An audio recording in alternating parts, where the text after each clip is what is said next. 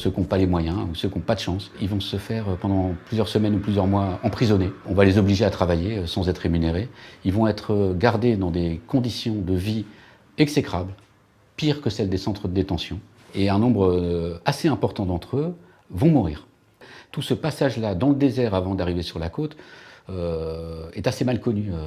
Mais les indications qu'on a pour l'instant semblent montrer qu'il y a au moins autant de morts dans le désert que sur la Méditerranée. C'est évidemment des circonstances très difficiles pour une organisation humanitaire que d'assister ces gens-là qui vivent dans la clandestinité totale sous la coupe de réseaux mafieux extrêmement violents.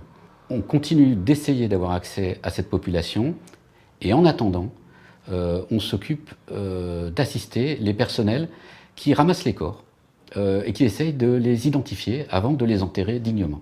C'est un processus assez long, puisque ces migrants qui se retrouvent jetés littéralement sur les escaliers de la morgue chaque matin n'ont pas de papier sur eux. Et donc ces procédures, d'une part, prennent très longtemps, les corps restent trop longtemps à la morgue, et souvent se concluent par un échec. Et donc ces gens-là qui ont vécu l'enfer, qui ont échoué et qui sont morts, meurent de façon anonyme.